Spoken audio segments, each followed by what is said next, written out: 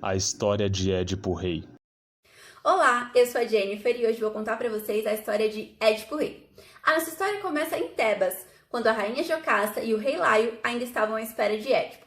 Os dois vão consultar o oráculo e descobrem que quando Édipo crescesse, que ele mataria o pai e se casaria com a própria mãe. Isso deixa os dois muito assustados. Então, assim que Édipo nasce, o rei pede para um servo levar ele para bem distante e pendurar ele em uma árvore, pelos pés, para deixar morrer. Para a tristeza de uns e alegria de outros, o Édipo ele é socorrido e levado ao rei de Corinto, que cria ele como próprio filho. O tempo passa, o Édipo cresce e vai se consultar com o oráculo como era de costume. Nessa consulta, ele recebe a mesma profecia de que vai matar o pai e vai se casar com a mãe. Então, para evitar isso ao máximo, ele decide ir para Tebas. E durante esse percurso, indo para Tebas, ele acaba encontrando com o pai, o rei Laio. Os dois têm uma pequena discussão e o Édipo acaba matando ele. Então ele cumpre ali a primeira parte da profecia que o oráculo disse, que seria matar o pai. Com a morte do rei, uma esfinge foi lançada na cidade de Tebas, como uma maldição. E essa esfinge matava todas as pessoas que não conseguissem decifrar o seu enigma. O Édipo, por sua vez, como todo corajoso que era, ele decidiu encarar a esfinge e conseguiu decifrar o enigma. Então ele se tornou o herói de Tebas e a ele foi concedido a mão da rainha, que é a sua mãe, cumprindo assim então a segunda parte da profecia, que seria casar com a própria mãe.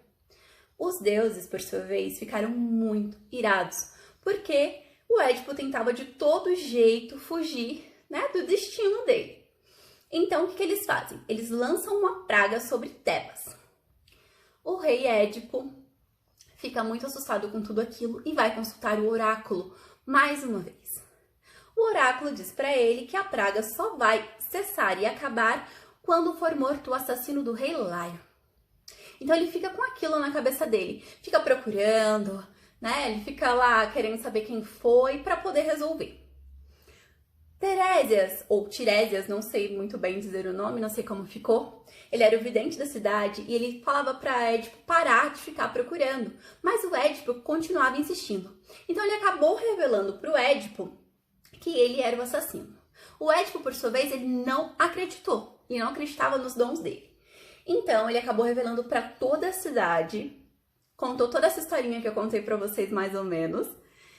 E então o Édipo e a rainha Jocasta, eles ficaram perplexos.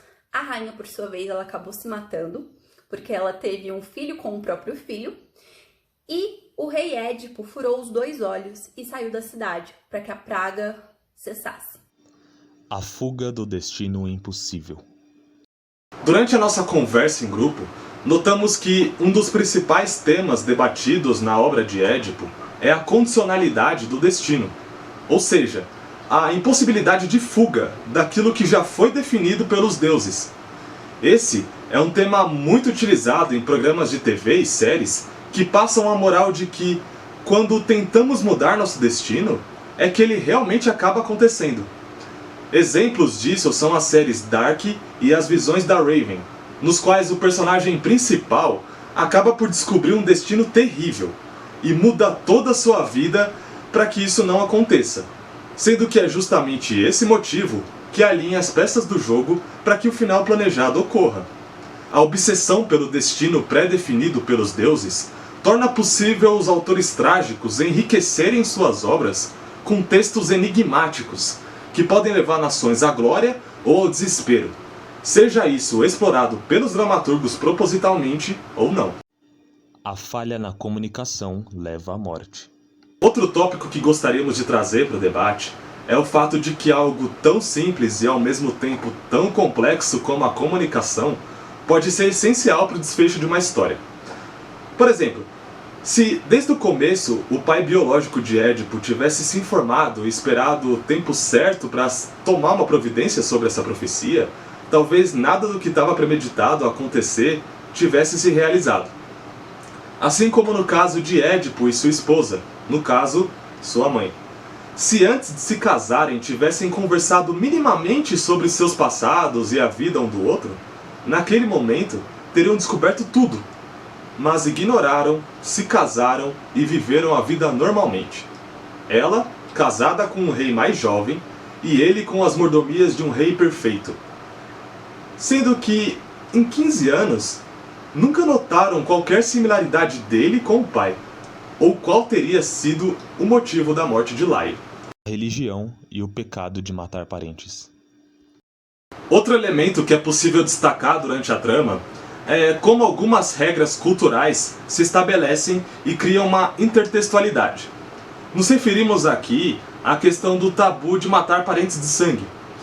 Existe uma outra história chamada Agamenon, de Ésquilo, na qual um general fica num dilema entre escolher vencer uma guerra ou poupar a vida de sua filha, tendo ele escolhido a morte de sua primogênita. Sua esposa se revolta e planeja o seu assassinato. Nisso, os deuses, em revolta pelo pecado cometido, dão suporte ao outro filho para matá-la. Porém, outros deuses intervêm para que o sacrilégio não se repita pela terceira vez.